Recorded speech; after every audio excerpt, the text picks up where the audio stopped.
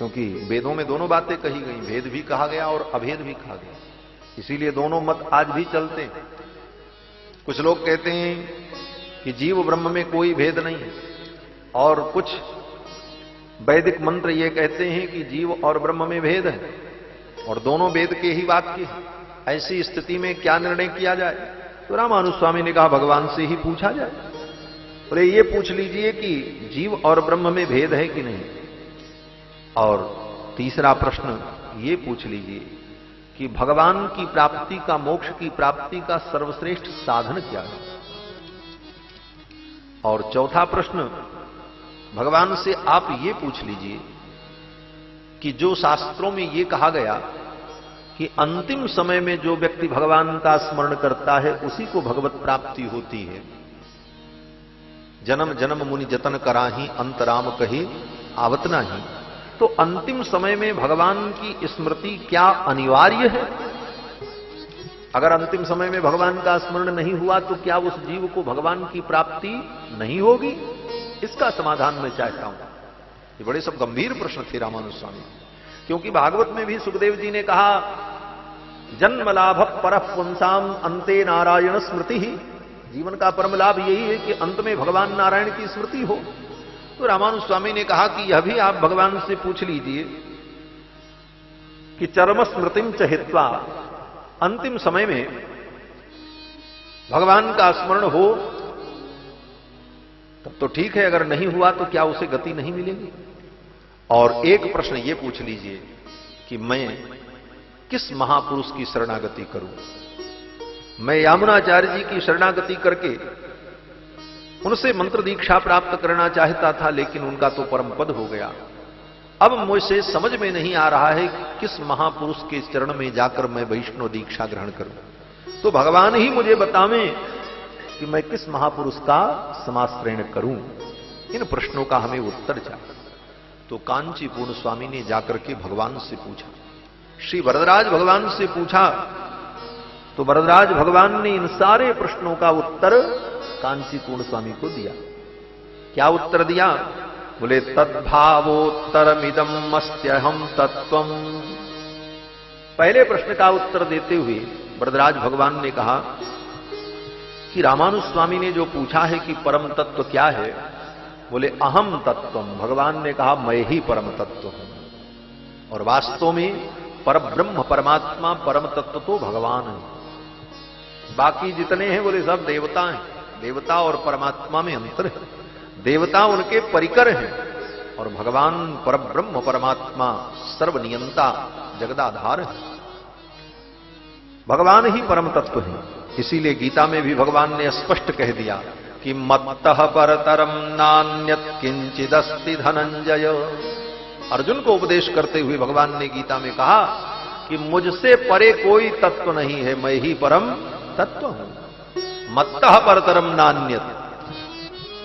अब रही बात, अलग अलग देवताओं को भजने वाले लोग अपने अपने इष्ट को परम तत्व कहते हैं, ठीक है, उनकी भावना है और उस रूप में वो अनुभव करें, भजन करें, लेकिन अगर सब शास्त्रों का आलोडन किया जाए तो परम तत्व के रूप में भगवान ही सिद्ध हो। दो चार उदाहरण देकर के मैं बात आगे बढ़ाऊं। एक उदाहरण तो यही समझ लो कि भगवान परम तत्व इसलिए भी हैं कि वेद भगवान का ही परम तत्व के रूप में प्रतिपादन करता है। वेद से बड़ा कोई प्रमाण नहीं। कहां पर? बोले वेदों में पुरुष सूक्त में परम तत्व का वर्णन किया गया, जिस पुरुष सूक्त का हर ब्राह्मण प्रतिदिन पाठ करता है। सहस्र शीर्षा पुरुष सहस्राक्ष सहस्रपाद। उस पुरुष सूक्त में सबसे अंत में आकर के यही कहा वेदों ने कि श्रीश्चते लक्ष्मीश्च पत्न्यावहो रात्रे पार्श्वे नक्षत्राणि रूपमस्सि नौ। श्री और लक्ष्मी जिनकी पत्नी है, श्री देवी भूदेवी जिनकी पत्नी है, ऐसे भगवान नारायण ही परम तत्व है। ये तो वेद की बात है। उसके बाद वेद में जितने मंत्र हैं, उन मंत्रों का उच्चारण जब किया जाता है तो भले वो किसी देवता का मंत्र क्यों न हो, लेकिन उस मंत्र के प्रारंभ में भगवान का ही नाम लिया जाता है। आप गणेश जी का मंत्र पढ़ो गणानान्त्वा गणपति गुं हवा महे। लेकिन मंत्र तो गणेश जी का पढ़ा जाएगा, लेकिन सबसे पहले नाम भगवान का लिया जाएगा। हरि ही ओम गणानान्त्वा गणपति गुं हवा महे। हरि ही ओम, पहले हरि का नाम ले। देवी का भी मंत्र पढ़ो तो हरि ही ओम अंबे अंबिके बालिके नमानयति कश्चन सत्यस्वकः सुभद्रिकाम काम पीलवासिनीम। देवी का भी मंत्र पढ़ो तो पहले भगवान हरि का नाम लेना। रुद्र का भी मंत्र पढ़ो तो हरि ही ओम नमस्ते रुद्रमन्यव उतोतैखवे नमः बाहुभ्यामुतते नमः। तो किसी भी देवता का मंत्र पढ़ने के पहले हरि ही ओम, भगवान हरि का ही उच्चारण किया जाता है, क्योंकि भगवान हरि ही परम तत्व हैं। इतना ही नहीं, किसी भी देवता का आप पूजन करने बैठो तो सबसे पहले आचमन करना होता है, और आचमन करेंगे तो भगवान का ही नाम लेंगे। केशवाय नमः, नारायणाय नमः, माधवाय नमः, क्योंकि भगवान ही परम तत्व। ये सारे संकेत हैं परम तत्व का निर्णय करने के। इतना ही नहीं, आप संकल्प करने चलो किसी पूजा का तो सबसे पहले भगवान का ही नाम लेते हैं। हरि ही ओम तत्सत, हरि ही ओम तत्सत, हरि ही ओम तत्सत। विष्णुर्विष्णुर्विष्णु श्रीमद्भगवतो महापुरुषस्य विष्णोराज्ञया प्रवर्तमानस्य। ये संपूर्ण सृष्टि किसके द्वारा प्रवर्तित है? भगवान विष्णु के द्वारा, हरि के द्वारा प्रवर्तित है, क्योंकि भगवान हरि ही परम तत्व हैं। तो वेद पुराण शास्त्र स्मृति सारे धर्म ग्रंथ एक स्वर से भगवान नारायण के परत्व का प्रतिपादन करते हैं। भगवान नारायण ही परम तत्व हैं, और वही भगवान नारायण रामकृष्ण नरसिंह के रूप में प्रकट होते हैं। इसीलिए रामकृष्ण नरसिंह और नारायण में कोई अंतर नहीं है। तो भगवान ही परम तत्व है। भगवान ने कहा अहम तत्वम, मैं ही परम तत्व हूं, ये उत्तर दे दिया। और जीव ब्रह्म में भेद है, तो भगवान ने कहा हां सद्वैतम मतमपि साधनम प्रपत्ति ही। भगवान ने कहा जीव में और ब्रह्म में भेद है, भगवान ने स्वीकार किया। भगवान ने निर्णय कर दिया, कांची वरदराज भगवान ने, कि जीव और ब्रह्म में भेद है, अभेद नहीं है। जीव भिन्न है, ब्रह्म भिन्न है। जीव कभी ब्रह्म नहीं हो सकता, कदापि नहीं हो सकता। गोस्वामी तुलसीदास जी महाराज भी कहते हैं कि माया बस परिच्छिन्न जड़, जीव की ईश समान। जीव कभी ईश के समान नहीं हो सकता, जीव कभी ईश हो ही नहीं सकता। और वेदांत में भी वर्णन तो किया गया कि जब जीव मुक्त होता है तो मुक्त होने के बाद वो भगवान के समान तो हो जाता है। ब्रह्मविद ब्रह्मैव भवति, ब्रह्मविद ब्रह्म को जानने वाला, ब्रह्मैव भवति ब्रह्म के समान हो जाता है, लेकिन ब्रह्म नहीं हो जाता, ब्रह्म के समान हो जाता, ब्रह्म नहीं होता। कैसे? बोले जैसे भगवान चतुर्भुज हैं, शंख चक्र गदा पद्म धारण करते हैं, पीतांबर पहनते हैं, वैसे वो जीव भी मुक्त होकर के उसी रूप में हो जाता है, लेकिन वो भगवान नहीं हो जाता, अंतर बना रहता है। वैकुंठ में जितने जीव पार्षद हैं जो मुक्त हैं, नित्य मुक्त, वो सब चतुर्भुज ही रहते हैं और सब भगवान जैसे ही दिखते हैं। हाँ, सबकी नाक आंख कान स्वरूप सब भगवान जैसा। जो मुक्त होकर वैकुंठ गया सब भगवत स्वरूप हो जाते हैं। बोले महाराज तब तो बड़ी समस्या होती होगी। बोले क्या समस्या? बोले असली भगवान कौन है कैसे जाने? बोले उसका भी वो होता है चिन्ह। क्या चिन्ह है? बोले भगवान के समान जीव मुक्त होकर के हो तो जाते हैं, लेकिन कुछ अंतर रहता। बोले क्या अंतर? बोले जो शेष की सैया है भगवान की, जो भगवान का दिव्य शेषासन सिंहासन है, उस सिंहासन पर केवल भगवान ही बैठ सकते हैं, दूसरा कोई नहीं बैठ सकता। और दूसरा प्रमाण, बोले बगल में लक्ष्मी जी भगवान के ही विराजमान होती हैं, दूसरे के बगल में वो विराजमान नहीं हो सकती। तीसरा प्रमाण, बोले कौस्तुभ मणि जो भगवान का नित्य आभूषण है, वो कौस्तुभ मणि केवल भगवान के गले में रहती है और किसी के गले में नहीं रहती। वैकुंठ में रहने वाले सब जीव भगवान के समान दिखते हैं, लेकिन कौस्तुभ मणि तो केवल भगवान के वक्षस्थल पर रहती है, और वो कौस्तुभ मणि भी बड़ी विलक्षण है। उस मणि में छिद्र नहीं है। जैसे कोई भी मणि आपको पहनना हो तो या तो उसमें छिद्र हो, अथवा उसको, उस मणि को, उस रत्न को आप सोना चांदी से मंडित करा करके लाकेट जैसा बनाओ, तब गले में पहनो। लेकिन वो भगवान की जो कौस्तुभ मणि है उसमें न कोई धागा है, न कोई डोरी है, और न किसी माला में पिरोई है। बोले तब वो ऐसी दिव्य मणि है, वो भगवान के वक्षस्थल पर चमकती रहती है। हाँ, वो भार नहीं है कि भगवान उसको गले में धारण करें। भगवान पीतांबर पहनते हैं तो पीतांबर के ऊपर आ जाती है, भगवान पीतांबर हटाते हैं तो वो नीचे चली जाती है। वो सदा भगवान के वक्षस्थल पर देदीप्यमान होती रहती है। ऐसी विलक्षण मणि जो है वो कौस्तुभ मणि, उसका कोई भार नहीं है, और इतना भार उसका है कि उसको कोई उठा भी नहीं सकता, क्योंकि समुद्र मंथन से प्रकट हुई वो मणि। भागवत में कथा है कि जब कौस्तुभ मणि प्रकट हुई तो सब देवता उसको उठाने गए, कोई नहीं उठा पाया, सब थक गए महाराज, थक करके चूर हो गए, कोई उस मणि को उठा नहीं पाए। जब उठा नहीं पाए तो फिर उसको धारण कौन करे? तो भगवान आए तो मणि अपने आप उठ करके भगवान के वक्षस्थल पर विराजमान हो गई। स्वयं वो मणि भगवान के वक्षस्थल पर विराजमान हो गई। और यथार्थ में वो मणि क्या है? बड़े रहस्य की बात है। इस रहस्य को विष्णु पुराण में पराशर महर्षि ने कहा है। रहस्य यह है कि वो मणि जो अनंत अनंत जीवात्मा है, अनंत अनंत जीव जो सृष्टि में है, उनका वो नित्य स्वरूप मणि है महाराज। वो मणि और कोई नहीं है, अनंत अनंत जीवात्मा ही मणि है भगवान के गले में, वो कौस्तुभ मणि के रूप। और अनंत अनंत जीवों के भार को भगवान ही धारण कर सकते हैं और कोई धारण नहीं कर सकता। सबके आधार ठाकुर है। विष्णु पुराण में वो कौस्तुभ मणि जो भगवान की है वो क्या है? बोले जीव का स्वरूप है। सारे जीवात्मा भगवान के भक्त भगवान के हृदय में मणि के रूप में विराजमान है। तो वो कौस्तुभ मणि और किसी के हृदय में नहीं होती।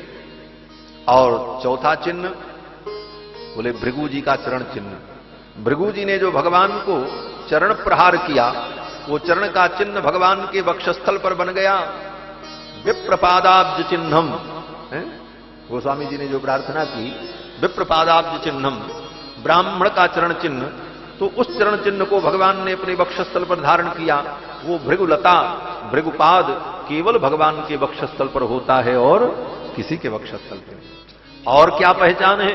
बोले भगवान के वक्षस्थल पर दाहिने तरफ, दाहिने वक्षस्थल पर एक रेखा होती है सुनहले रंग की।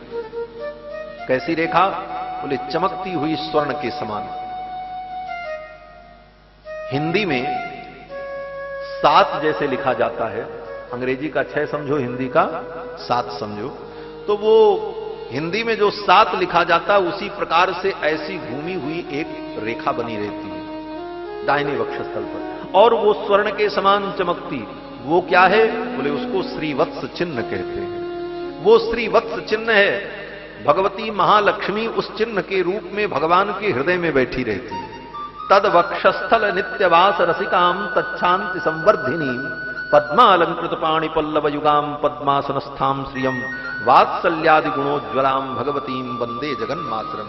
जगत माता जगत जननी लक्ष्मी एक रूप से भगवान के वक्षस्थल में विराजमान है। तो ये सारे चिन्ह भगवान में दिव्य रूप से विद्यमान रहते हैं। इसीलिए वैकुंठ के जो पार्षद होते हैं उनमें और भगवान में यही अंतर होता है। तो भगवान और जीव दोनों में भेद है।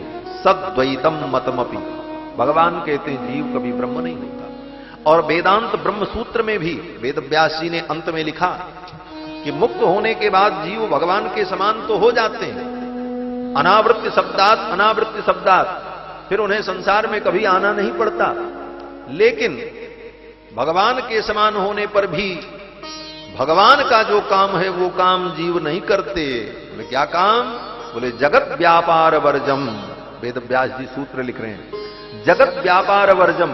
ये जगत का जो व्यापार है, व्यापार माने कार्य, भगवान जो अनंत अनंत सृष्टि बनाते हैं उसका पालन करते हैं, फिर उसका संहार करते हैं, ये काम वो जीव नहीं कर सकता।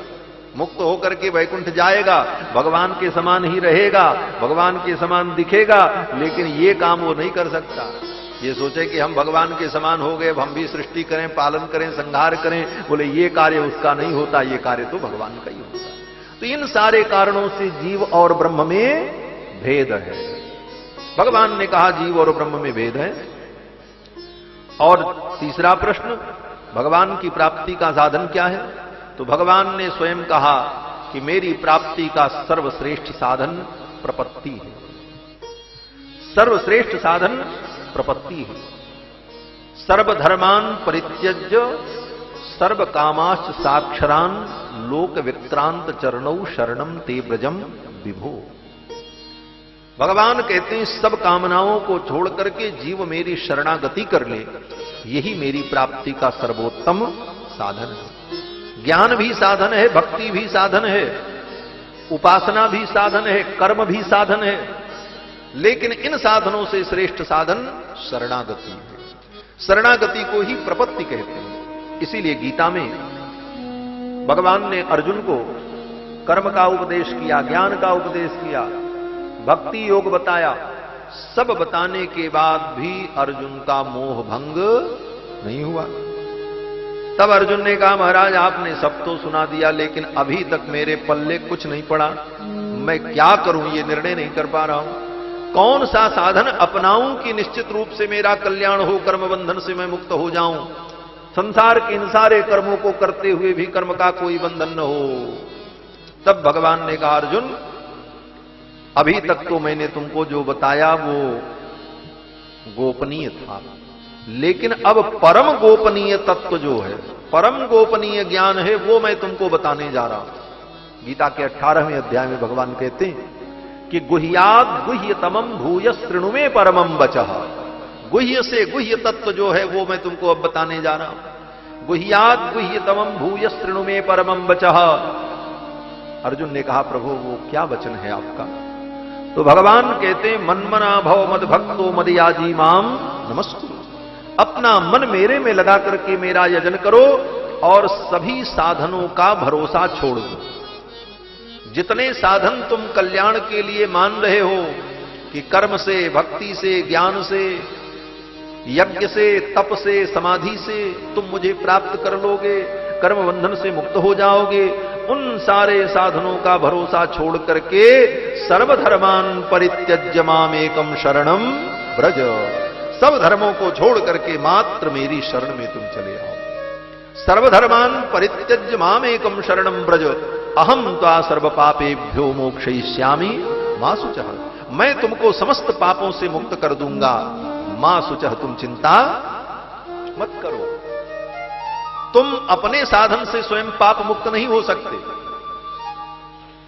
यही कारण है। भगवान कहते हैं तुम अगर कोई प्रयास करो कि मैं अपने प्रयास से अपने पापों से मुक्त हो जाऊं, बोले इतना पाप तुमने अनंत अनंत जन्मों में किया है कि तुम उन पापों का स्वयं प्रायश्चित नहीं कर सकते। बोले तब भगवान कहते हैं ये मेरे ऊपर तुम छोड़ दो, तुम केवल मेरी शरण में आ जाओ, मैं तुम्हारा पाप मिटाऊंगा, तुम नहीं मिटा पाओगे। अहम ता सर्व पापेभ्यो मोक्षयिष्यामि, मैं तुमको समस्त पापों से मुक्त कर दूंगा। बोले ऐसा कैसे हो सकता है?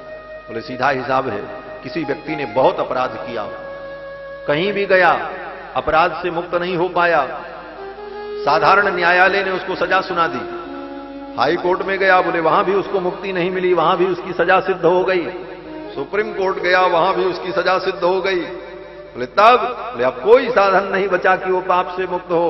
बोले अब एक ही उपाय है कि राष्ट्रपति के पास चला जाए, वो अपनी याचिका लेकर के कि भाई हमारे ऊपर दया करो, उनकी शरणागति कर ले, तो राष्ट्रपति चाहे तो उसको सब पापों से मुक्त कर सकता है। बोले भाई हम तुमको बरी करते हैं। तो भगवान तो सर्वोपरि हैं। भगवान कहते हैं सर्वधर्मान परित्यज्य मामेकम शरणम ब्रज, सब धर्मों को छोड़ करके मेरी शरण में आ जाओ, तो अहम ता सर्व पापेभ्यो मोक्षयिष्यामि मा शुचः, मैं तुमको समस्त पापों से मुक्त कर दूंगा। ये शरणागति, शरणागति एक बार करनी पड़ती है। एक बार शरणागति कर ले तो उस जीव का भगवान कभी त्याग नहीं करता। ये बड़ा गंभीर विषय है, इस विषय पर और मैं कुछ कहूं तो समय नहीं है। शरणागति, बाकी जितने साधन हैं वो बार बार करने पड़ते हैं। हाँ, कर्म बोले जीवन भर करते रहो तब कर्म से मुक्ति मिलेगी। ज्ञान बोले ज्ञान का बार बार परिमार्जन करते रहो तब वो ज्ञान कल्याण करेगा। भक्ति बोले भक्ति भी लगातार चलती रहे और चलते चलते अंतिम समय में भगवान का स्मरण हो और तब मृत्यु हो, तब वो भक्ति सफल हो।